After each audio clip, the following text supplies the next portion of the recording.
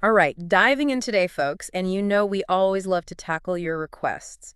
This time, it's a deep dive into the world of tetracycline antibiotics. Fascinating stuff. Oh. We're going to try and extract the key insights from all those resources you sent without, overwhelming you. Right. So basically, tetracyclines, they're pretty well-known antibiotics, right?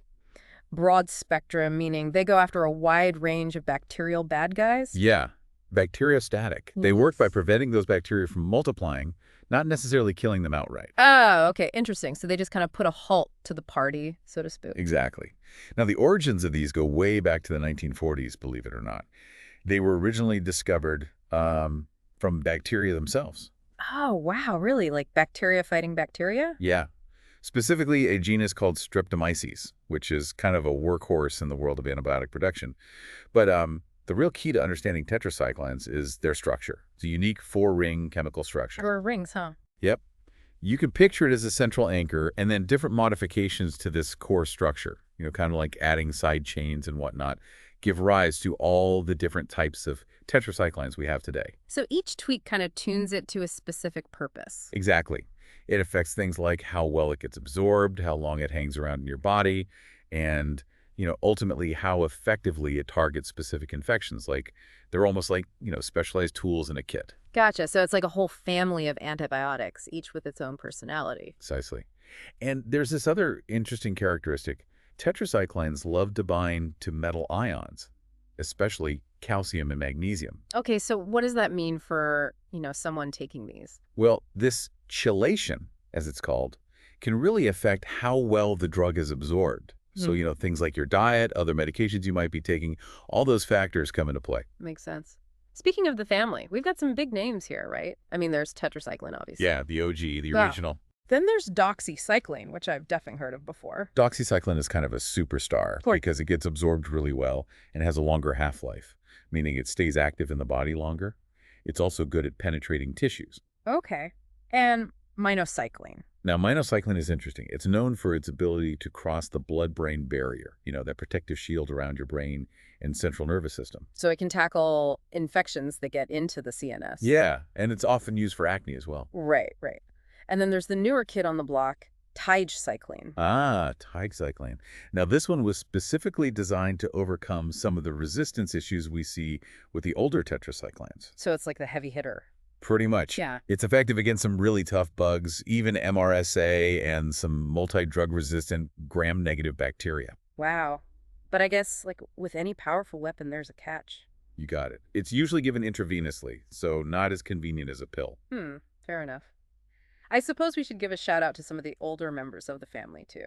Of course. Chlortetracycline and oxytetracycline. They were some of the first discovered, but they're not used as much these days. All right, so we've got the who's who. But how do these tetracyclines actually work their magic? It all comes down to how they interact with bacteria. They target a crucial component called the 30S ribosomal subunit. Ribosomes. Okay, remind me what those are again. Think of ribosomes as like little factories inside cells, churning out proteins that the bacteria need to survive and do their thing. And the 30S subunit is a critical part of this protein-making assembly line. So tetracyclines kind of mess with the assembly line? Yeah, that's a good way to put it. They basically bind to a specific spot on the 16S rRNA, which is part of that 30S subunit, near what's called the A site. A site. Sounds important. It is. The A site is like the docking station where the next building block of the protein is supposed to arrive. So the tetracycline basically blocks the delivery truck. Exactly. It prevents those building blocks, called amino acids, from being added to the growing protein chain. Uh-huh. So the bacteria can't make the proteins they need to grow and multiply. Bingo. And that's why they're bacteriostatic. They inhibit growth rather than killing the bacteria directly.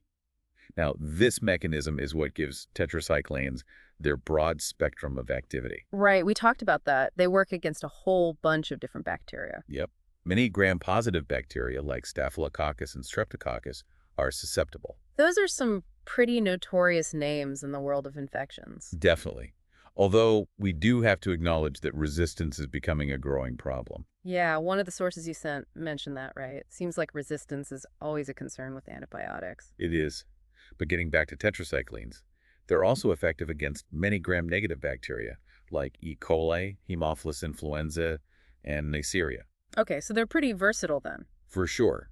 But where they really shine, and where they're still absolutely essential, is in the fight against the so-called atypical bacteria. Atypical, Yeah, huh? these are bacteria that are a bit different from the usual suspects, and they often cause trickier infections. Like what? Chlamydia, mycoplasma, and rickettsia, for example. For those, tetracyclines are often the go-to treatment. Got it. So atypical infections, tetracyclines are your friends. Yep.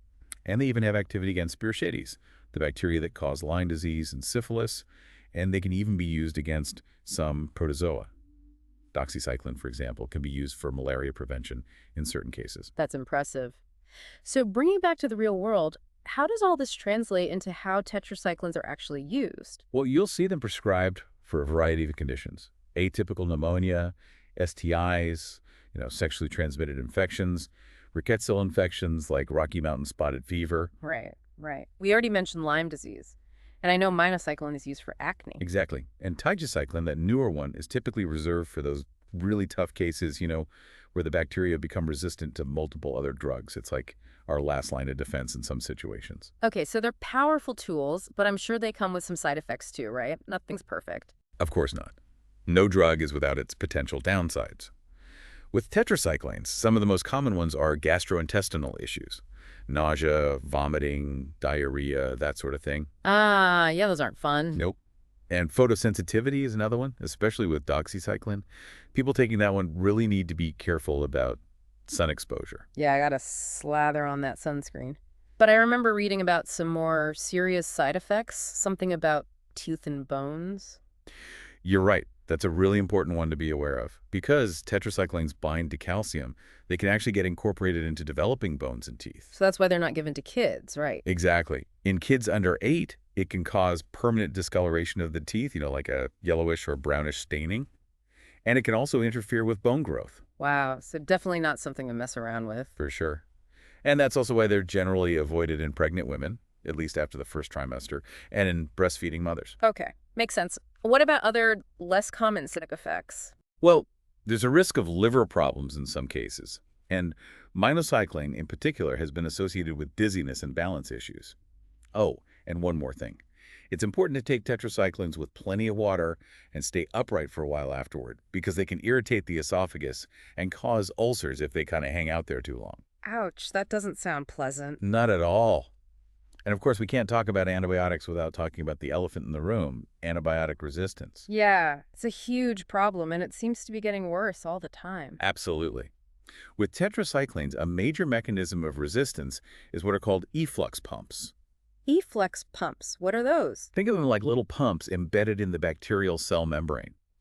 They basically recognize the tetracycline molecule and actively pump it back out of the cell. So the drug can't get in to do its job. Exactly. And the genes for these pumps can easily be passed between bacteria, so resistance can spread quickly. Ugh.